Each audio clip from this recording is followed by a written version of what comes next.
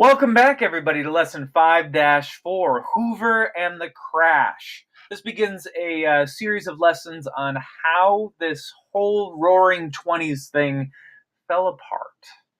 All right, so during the 1920s, the economy kind of looked good on the surface. The average American income increased 35%, and that sounds great, but the thing about averages is that averages can be really deceptive. Most of the increase in wealth was amongst America's richest citizens. The wealthy were doing extremely well, and they got to talk about things like averages increasing. But the average did not reflect the reality for most. The bottom two-thirds of American citizens did not see much, if any, increase in their wealth during this time. I want to show you a chart that kind of highlights it. Now, this is not meant to actually reflect actual data and incomes from the time, but just to show you how things can be manipulated. So if we look at this situation, 1920 income, 1929 income, among our upper class through middle class, working class, and on down to poor, we can see that if the upper class increases their wealth dramatically, say 113%, that's a big increase and about what they were making. And then you get the upper middle class also doing well. And really everyone through the middle class is doing fine, but you get into the working class and you don't see numbers as impressive, dropping right down to numbers that are downright bad. And your average still plays out to be 35%. So most of Americans are making nowhere near that level of increased income. And yet an average will show a 35% increase. Now, from 1920 to 1929, the average American income increased 35%, but people's incomes were not rising at the same rate. And important to know, in 1929, it took about $2,500 a year. That's what you needed to earn in order to own a modest house, a car, and home appliances. These are all the things that people want to buy in the 1920s. And 7 out of 10 Americans could not pull that off. 7 out of 10 had to borrow money to maintain that lifestyle. And they did. They borrowed a lot of money to try to make it look as though they were keeping up with everybody else. So let's go back and look at the problem that creates. The problem that creates is that people can't afford all these new products. They can't have the home and the car and the home appliances, but they buy them on credit. That is, they buy them now with the feeling that they'll pay for it later. They believed that the corporate profits, the businesses that were doing so well in the 1920s, their profits would eventually be shared. This is the idea of trickle-down economics. And Americans get fooled by the concept of trickle-down economics again and again and again. Because corporate profits, when the wealthy make a whole lot more money, they don't share well.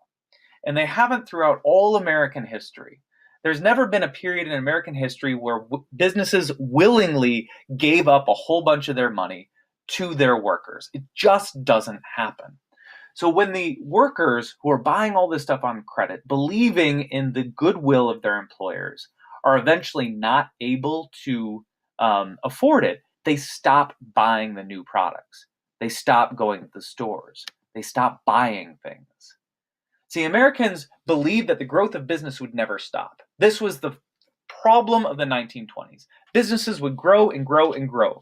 If Ford Motor Company made 1 million cars this year, then next year they'd make 1,050,000. It would grow. And many people borrowed money to invest in these companies. Ford Motor Company is going to make more cars next year, so they are going to make more money next year. So we are going to invest in this company. We're going to buy stock in Ford Motor Company because next year it will be worth more than it is this year. In October 29th, 1929, we realized this just wasn't happening. American workers had not seen an increase in their pay. American workers could no longer afford these products. American workers were no longer willing to buy them on credit because they did not believe that they would ever get that money. If they're not buying the products, then Ford Motor Company is not making as many cars. If they're not making as many cars, then they're not going to make as much money. If they won't make as much money, their stock, their company becomes less valuable. And on this day, everybody realized, oh my gosh, Ford Motor Company is not worth nearly as much money as we thought it was. We are going to sell our shares in this business. And it wasn't just Ford, it was every business. Everybody rushes to go sell their stocks. And what we have is the Wall Street crash of October 1929. The American economic crash will impact the entire world. The entire world goes into a Great Depression. And Americans then rush to the banks. They're afraid that the banks won't have any more money. So they will try to withdraw money from the banks. We'll see more of this in a second. And the banks themselves run out of money. Banks don't have all that money on hand. They've loaned it out. So people can't get their money from the banks. People start to lose their jobs, and unemployment lines start to grow to be as long as city blocks. It becomes a true mess in the United States of America. Let's look at banks and unemployment again to kind of dig into how this happens. You see, banks loaned to people who speculated on the new businesses. So I want to buy stock in Ford Motor Company. I borrow money from the bank to buy stock. This is really a bad idea. Don't do this. But they borrowed money from the banks to speculate on business. When people sold their shares at a lower price because people realized, oh my gosh, Ford Motor Company is not worth what it was, they could no longer repay this loan to the bank. So they borrow money from the bank. They cannot pay that money back. The banks are running out of money. And people are panicking once they realize the banks are running out of money. They all rush to the bank to withdraw whatever savings they have. The banks don't have it because they loaned it to the people speculating on businesses, and over 10,000 banks nationwide closed their doors. I'm sorry, you put your life savings with us. We don't have it anymore. We're out of business. You won't get that money back. Huge problem.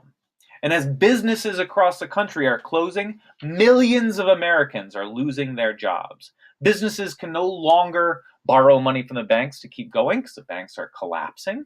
They're no longer getting customers because Americans aren't buying any goods. And with the banks closed, nobody can start a new business either. And in 1933, we see unemployment skyrocketing in America up to 25%. That is, 1 out of every 4 people looking for a job could not find one. So, progressives believe that the role of government is to address the problems of society. Hoover, however, is not a progressive. President Hoover, who follows Calvin Coolidge, is a conservative. And President Hoover does not believe that it is his job to protect businesses or to protect the people. His job is to protect the government. So he responds to the Great Depression by raising taxes. He increased taxes. While everybody is losing their job and losing their money, the government actually increased taxes. And they did this to make sure that government spending stayed in balance. If we weren't going to spend more money as a country than we were earning. And this helps to avoid national debt. The national debt did not go up much in the early years of the Great Depression, but it shatters any hope that the American economy will be saved by the government. The government is not going to help the unemployed people. And so the people suffer, and they suffer hard.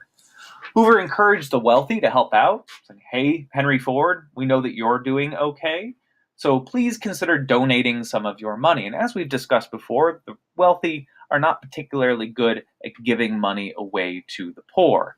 It does happen, but not enough, never enough. And people will blame Herbert Hoover for this. He says this is the role of government. Government should be helping people, not the Henry Fords of the world. People go after Hoover for this stuff.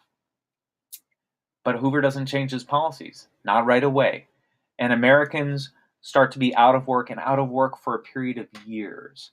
And they can't afford their houses anymore. They can't pay back the banks on their home loans. So they have to move out of their houses. And now people are homeless, creating homes out of whatever scrap pieces of garbage they can find. Hoovervilles start to pop up, named after Herbert Hoover. What a great legacy to have, Hoover. Many homeless and jobless people were forced to construct whatever home they could out of whatever material they could find. And we would have these large settlements, huge collections of houses that look like this, just scrap wood stacked on top of each other. And these settlements were all over the country. And people, like I said, called them Hoovervilles, out of a hateful reaction to Herbert Hoover and how he had responded to the Great Depression. Things get even worse, for Hoover at least, when the government has to deal with the problem of the Bonus Army. The Bonus Army was a group of World War I veterans. These soldiers had been promised a large bonus, a large cash payment by the government. I can't remember how many years after service, but it was 10, 15, 20 years after they left the army. They were supposed to get this large cash payment from the government. It must have been more than 10. And these soldiers show up in the U.S. Capitol requesting early payment of their bonuses. They say, we don't need this money 10 years from now. We need this money now. And they demanded this of the government. But the response of the government, which really dooms Hoover's hope for re-election, came when General Douglas MacArthur attacks the Bonus Army. These veterans who had gathered to beg for their money were attacked by the U.S. government itself. So the soldiers in the U.S. The Bonus Army met in Washington to demand early payment of their bonus pay from World War I. General MacArthur saw this army as a threat and led a forceful removal of them. He did this without presidential authority, but the president didn't step in to stop it either, and it became this big problem for Hoover, who wanted to be reelected as president. And of course, he won't be reelected as president. He oversaw one of the worst times in American history, the beginning of the Great Depression.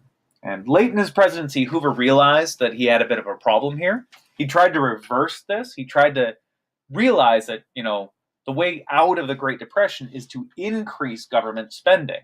So he did some public works projects. His most famous is the Hoover Dam, the largest dam in the United States. It's out in the western deserts. But voters saw this as much too little and much too late. It didn't provide enough jobs to really pull the economy out of the troubles it was in. So in 1932, in a very easy electoral victory, the Democrat, a progressive, Franklin D. Roosevelt, will win an overwhelming electoral victory. And we will be spending quite a bit of time looking at Roosevelt and his policies in the Great Depression throughout the rest of this unit. I hope that you learned something today. I enjoyed this lesson. I hope you did too. And farewell.